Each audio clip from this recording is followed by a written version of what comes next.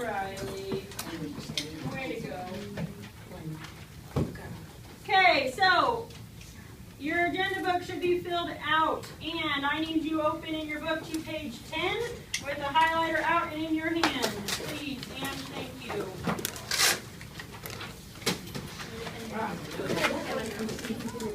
Oh. I hate allergy season.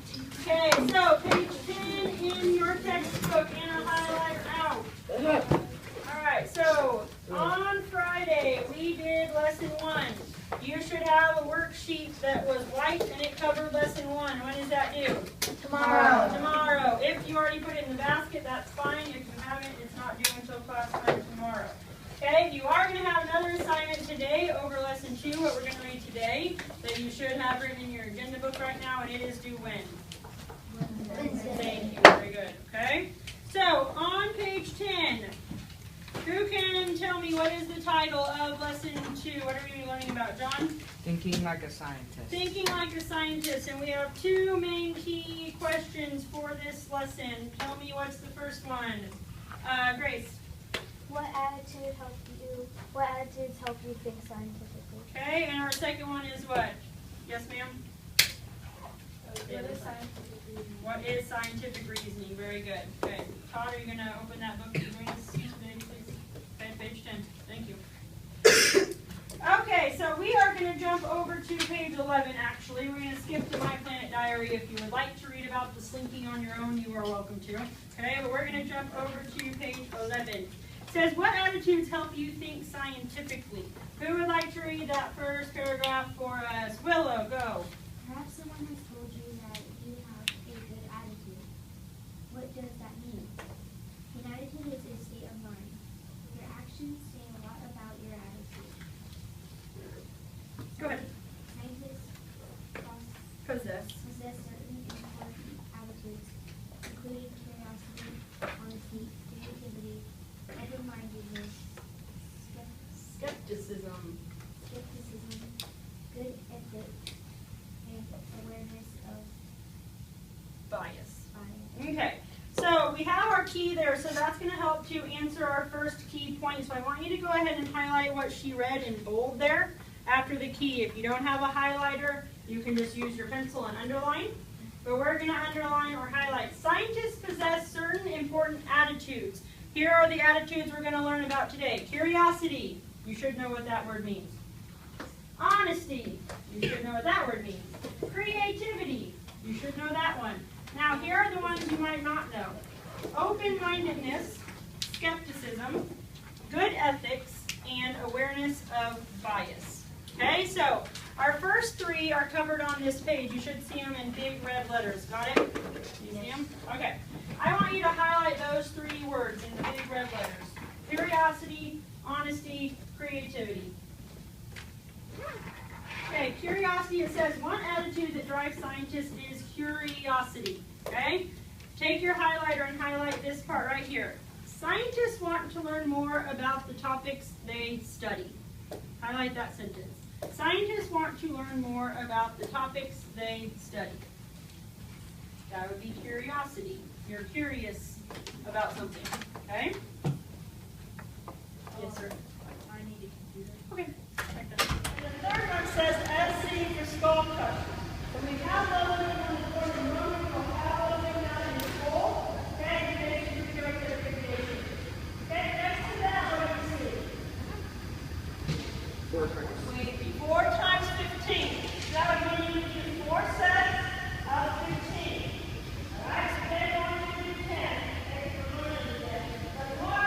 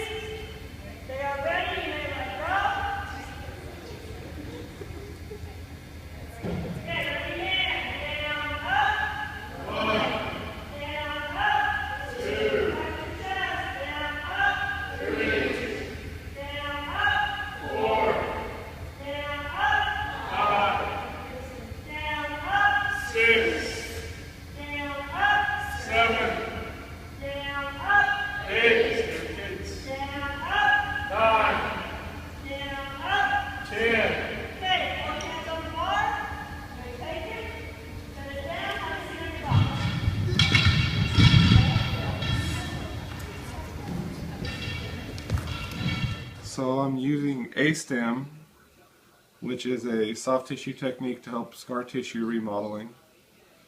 Typically, tissues run from origin to insertion. They should look like uncooked spaghetti, for a simple explanation. So nice, organized, running in parallel lines. When your body forms scar tissue, you lay down a tissue matrix that looks more like cooked spaghetti in a pot. So tissues all run different directions. And not just tissues, but blood vessels, all types of other things that are in your tissues form in the inappropriate directions. So when you stress those tissues, then those tissues hurt or painful because it's a different type of inflammation. It goes from acute to chronic. So there's no swelling, no redness, just pain. So what A-stem does is it helps break down the tissues that are aligned inappropriately, and you can stress tissues so that you can have a more active recovery and not be out quite as long. So like with a typical growing pull, for instance, they did a study with semi-pro basketball players where with a normal growing pull they sit them out for 6 weeks. Then after 6 weeks they start traditional rehab. They did one group with that, they did one group with A-stem, where immediately following the pulled growing they started the A-stem treatment, and within 8 weeks those players were back on the court playing at 100%. So it cut the rehab time down by almost 25%. It was developed by a doctor out of Ball State in Muncie, Indiana. Good.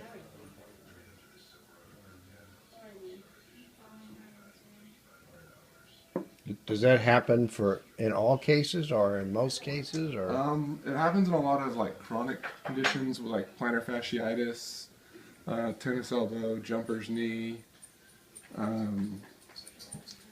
Most tendinitises like trochanteric bursitis or Pezanserine bursitis, which is what she has.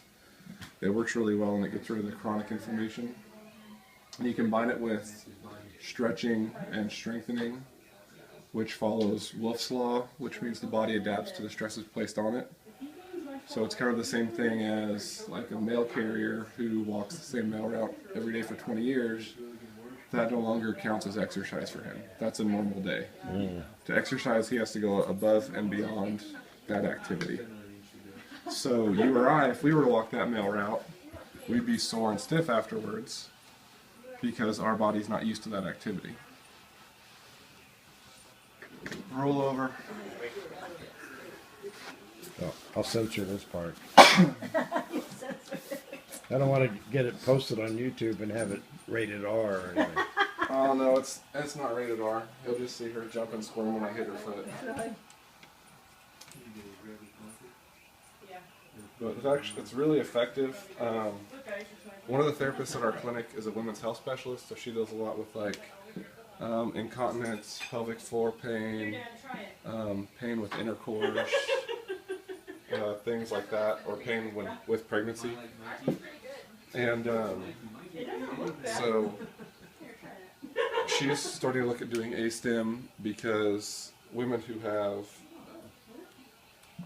C-sections end up getting a lot of scar tissue in their abdomen. Yeah. I'm going to try the other one for you. And so it can really help break down some scar tissue, because she actually has had a child by C-section herself, and because of her scar tissue, she had one of our therapists who's A-stem certified perform A-stem on her, and it really helped her pain, but it was really uncomfortable while she was receiving treatment.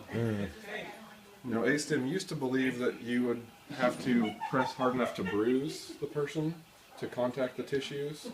They now know that's not true. This is very similar to the Graston technique. And actually, the Graston technique was born from A-stem. So the two doctors were working together. They had a falling out. I don't know exactly why. But the Graston technique is very similar in terms of why they do what they do. There's not quite as much research supporting it. And the tools are made out of surgical grade stainless steel. instead of plastic. The good thing about the plastic, because I've used both tools, is it picks up the vibrations of the tissue more because the tool's lighter. So I can feel where the fibrosis is at in her leg.